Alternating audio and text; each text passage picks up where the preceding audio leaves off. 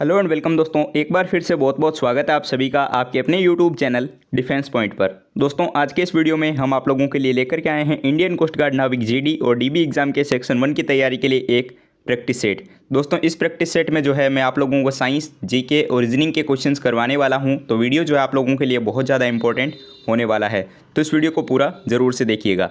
लेकिन इससे पहले कि हम आज का ये वीडियो शुरू करें, अगर आप लोगों ने अभी तक हमारे चैनल को सब्सक्राइब नहीं किया है तो उसको सब्सक्राइब जरूर से कर लें और बेल आइकन को प्रेस कर लें, ताकि आप लोगों को हमारे द्वारा दिए जाने वाले सभी लेटेस्ट अपडेट्स मिलते रहें। तो चलिए शुरू करते हैं हमारा आज का ये वीडियो बिना किसी देरी के। तो देखिए फर्स्ट क्वेश्चन जो कि आपको दिया गया है कि अंग्रेजी शासन का प्रभाव किस क्षेत्र में जो है वो सबसे अधिक पड़ा था। तो देखिए अंग्रेजी शासन का जो सबसे अधिक प्रभाव पड़ा था वो पड़ा था हमारे आर्थिक क्षेत्र पर। ठीक है, तो इसके लिए जो करेक्ट आंसर होगा वो हो जाएगा ऑप्शन नंबर ए, आर्थिक क्षेत्र। हुआ क्या था, देखिए जब अंग्रेजी शासन तेज़ी से फैल रहा था भारत में, तो हमारे जो लघु उद्योग थे वो समाप्त होने लग गए थे, जिससे कि भारत की जो आर्थिक स्थिति थी वो काफ़ी ज़्यादा खराब होने लग गई थी। ठीक है, चलिए देखते हैं अगला प्रश्न। तो क्वेश्चन दिया हुआ है कि भारत से ब्रिटेन की ओर संपत्ति के अपवहन का सिद्धांत जो है वो किसने प्रतिपादित किया था। तो संपत्ति के अपवहन का सिद्धांत जो है वो दादा भाई नौरोजी के द्वारा प्रतिपादित किया गया था। तो इसके लिए जो करेक्ट आंसर होगा वो हो जाएगा ऑप्शन नंबर बी, दादा भाई नौरोजी। और एक बात दोस्तों, आप लोगों को जो है इन 20 क्वेश्चंस में से कितने क्वेश्चन आते हैं आप लोग जो है नीचे कमेंट बॉक्स में कमेंट के माध्यम से मुझे ज़रूर से बताइएगा, जिससे कि आप लोगों को भी आपकी तैयारी का अंदाज़ा हो और मुझे भी पता चल जाए कि आप जो है कितने मार्क्स स्कोर कर रहे हैं। बहुत इंपॉर्टेंट क्वेश्चंस करवाने वाला हूँ, तो वीडियो को पूरा ज़रूर से देखना है। चलिए देखते हैं नेक्स्ट क्वेश्चन। तो अगला प्रश्न दिया गया है कि किसके द्वारा बंगाल और बिहार का स्थायी बंदोबस्त या फिर इस्तमरारी बंदोबस्त जो है वो शुरू किया गया था। ठीक है, परमानेंट सेटलमेंट या फिर स्थायी बंदोबस्त जो है वो लॉर्ड कॉर्नवालिस के द्वारा शुरू किया गया था। तो इसके लिए जो करेक्ट आंसर होगा वो हो जाएगा option number D, Lord Cornwallis, जिसने बंगाल और बिहार में जो है वो स्थायी बंदोबस्त शुरू किया था। देखिए अगला प्रश्न दिया गया है कि सबसे पहले इलेक्ट्रॉन के आवेश का निर्धारण किसने किया था। सबसे पहले पूछा गया है, तो देखिए सबसे पहले इलेक्ट्रॉन के आवेश का जो निर्धारण किया था वो मिलिकन ने किया था। तो इसके लिए जो करेक्ट आंसर होगा वो हो जाएगा ऑप्शन नंबर बी, मिलिकन। चलिए देखते हैं नेक्स्ट क्वेश्चन। तो अगला प्रश्न दिया गया है कि रेदरफोर्ड के प्रकीर्णन ने किसकी मौजूदगी को है सिद्ध किया था। ठीक है, तो देखिए रेदरफोर्ड का जो प्रकीर्णन प्रयोग था उसने जो है परमाणु के केंद्रक की मौजूदगी को सिद्ध किया था। तो इसके लिए जो करेक्ट आंसर होगा वो हो जाएगा ऑप्शन नंबर डी, परमाणु के केंद्रक, न्यूक्लियर इन न्यूक्लियस। ठीक है, nucleus in nuclear. Next question आपको दिया गया है कि निम्नलिखित में से किन कणों में कणीय तरंग की द्विप्रकृति पाई जाती है। ठीक है, तो देखिए कणीय तरंग की द्विप्रकृति जो होती है वो इलेक्ट्रॉन में पाई जाती है। तो इसके लिए जो करेक्ट आंसर होगा वो हो जाएगा ऑप्शन नंबर सी, इलेक्ट्रॉन। अगला प्रश्न दिया गया है कि जब कोई इलेक्ट्रॉन उच्च कक्षा से निम्न कक्षा में आता है तो उसमें क्या परिवर्तन आता है।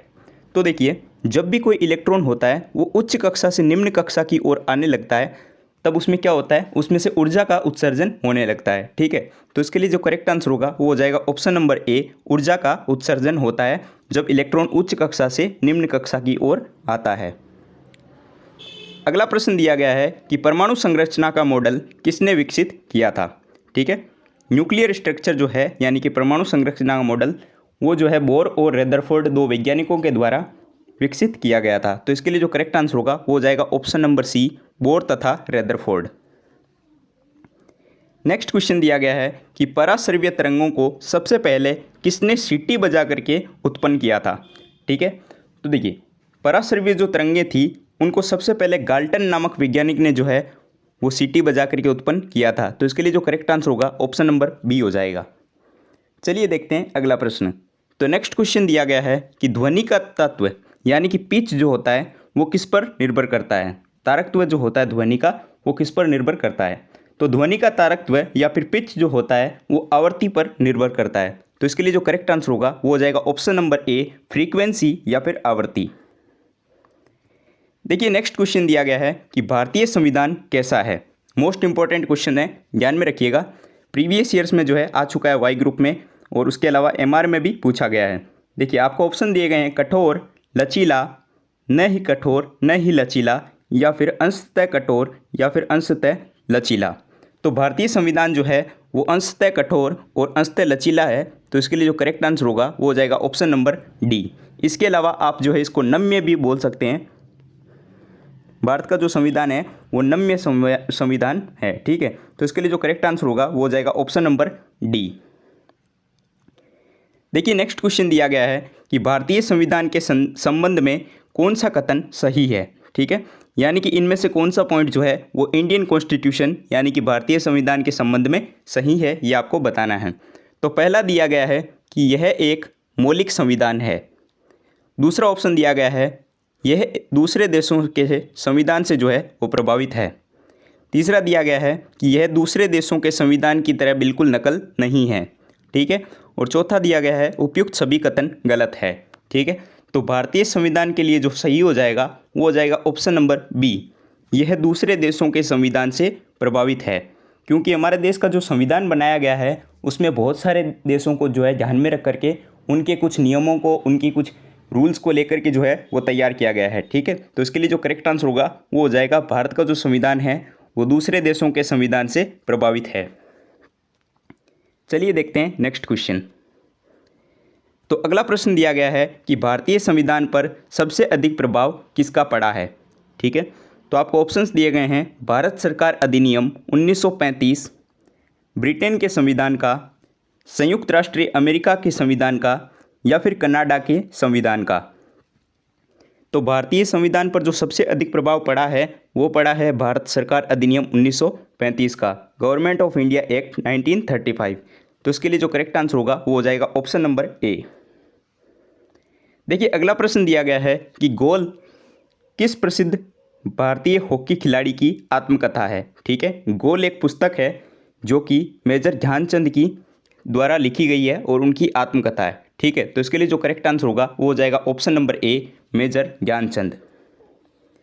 अगला प्रश्न दिया गया है कि my best game of chess किस शतरंज खिलाड़ी ने जो है ये प्रसिद्ध पुस्तक लिखी है, ठीक है। तो my best game of chess ये जो पुस्तक है वो चेस प्लेयर विश्वनाथन आनंद, जो कि भारत की ओर से चेस खेलते हैं, उनके द्वारा लिखी गई है। तो इसके लिए जो करेक्ट आंसर होगा वो हो जाएगा ऑप्शन नंबर ए, विश्वनाथन आनंद। देखिए नेक्स्ट क्वेश्चन जो कि आप लोगों को दिया गया है ये रीजनिंग से क्लॉक के क्वेश्चन से बनता है, ठीक है। तो इसमें आपको बोला गया है कि 3 बजे से लेकर के 4 बजे के बीच में घड़ी में 0 डिग्री का कोण कब बनेगा। देखिए दोस्तों इस टाइप के क्वेश्चन जो है आपके एग्जाम में अक्सर पूछे जाते हैं, तो काफ़ी ज़्यादा इंपॉर्टेंट आपके लिए हो जाता है। और क्लॉक चैप्टर आपको मैंने नहीं करवाया है, इसलिए जो है मैं आपको मिक्स क्वेश्चंस में क्लॉक करवा दूंगा। तो देखिए इन टाइप के क्वेश्चन को जो है कैसे सोल्व करेंगे। तो दोस्तों अगर आप लोगों को याद हो तो ऐसा प्रश्न जो है मैंने आप लोगों को लास्ट के 1-2 वीडियो में भी करवाया था, जिसमें आप लोगों को मैंने बताया था कि 0 डिग्री का जो कोण होता है वो कैसे निकाला जाता है। एक बार फिर से समझिए। देखिए जब भी 0 डिग्री के कोण का निकालने की बात आए और आपको समय दिया हुआ रहे 3 से 4 बजे के बीच में, या फिर कोई भी अदर टाइम दिया हुआ रहे और आपको पूछा जाए कि 0 डिग्री का कोण कब बनेगा, तो उस टाइम हम एक फॉर्मूला यूज़ कर सकते हैं जो कि होता है फर्स्ट टाइम इंटू 60/11, ठीक है। ये जो होता है वो एक फॉर्मूला होता है, इसको यूज़ करके हम जो है वो एक टाइम के बीच में जो है 0 डिग्री का कोण फाइंड कर सकते हैं, ठीक है। और इसमें ये जो फर्स्ट टाइम होता है ये क्या होता है, ये क्वेश्चन में दिया हुआ जो टाइम आपको होता है उसमें से पहला टाइम, जैसे 3 से 4 के बीच में बोला है ना, तो ये 3 हो जाएगा, ठीक है। तो देखिए इस क्वेश्चन की सहायता से जो है हम कैसे इसको सोल्व करेंगे, ठीक है। तो फॉर्मूला हमें दिया हुआ है और क्वेश्चन में टाइम भी दिया हुआ है। तो देखिए टाइम जो है फर्स्ट टाइम हो जाएगा 3 और फॉर्मूले के अकॉर्डिंग 60/11, ठीक है। अब देखिए इसको जब मैं सॉल्व करूँगा तो क्या आएगा 180/11, ठीक है। अब देखिए जब मैं इसको ज़्यादा से ज़्यादा सॉल्व करूँगा तो क्या आएगा, शायद 16 सही 4/11 ये आना चाहिए, ठीक है, ये आ जाएगा। अब देखिए हमें पूछा गया था कि 3 से 4 बजे के बीच में जो है कब घड़ी में 0 डिग्री का कोण बनेगा। तो देखिए जो बनेगा ये बनेगा 3:16 4 सही 11, ठीक है, 4/11। इस टाइम पर जो है घड़ी में 0 डिग्री का कोण बनेगा, ठीक है। अब आप बोलेंगे कि ये मैंने 3 ही क्यों लिखा, 4 क्यों नहीं लिखा, ठीक है। तो देखिए 4 मैंने इसलिए नहीं लिखा, अगर मैं यहाँ 4 लिखता तो 4:16 हो जाता, लेकिन हमें पूछा गया था कि 3 बजे से लेकर जो 4 बजे के बीच में आपको 0 डिग्री का कोण बताना है, ठीक है। तो देखिए 3:16 और 4/11 पे जो है वो घड़ी में 0 डिग्री का कोण बनेगा। तो इसके लिए जो राइट आंसर हो जाएगा वो हो जाएगा 3:16 और 4/11। आई होप आप लोगों को समझ आ गया होगा। चलिए देखते हैं नेक्स्ट क्वेश्चन। तो देखिए अगला प्रश्न आप लोगों को दिया गया है कि निम्न में से बेमेल को अलग कीजिए। ठीक है, तो देखिए यहाँ पे जो है आपको एक सीरीज टाइप दी गई है, जिसमें पहला ऑप्शन में दिया गया है कि 2 का संबंध 8 से है, दूसरे ऑप्शन में दिया गया है कि 3 का संबंध 27 से है, तीसरे ऑप्शन में दिया गया है कि 4 का संबंध 32 से है और चौथे ऑप्शन में दिया गया है कि 5 का संबंध 125 से है। तो आपको बताना है कि इनमें से कौन सा जो है वो बेमेल है। ठीक है, यानी कि कौन सा जो है वो मिसमैच है, ये आपको बताना है।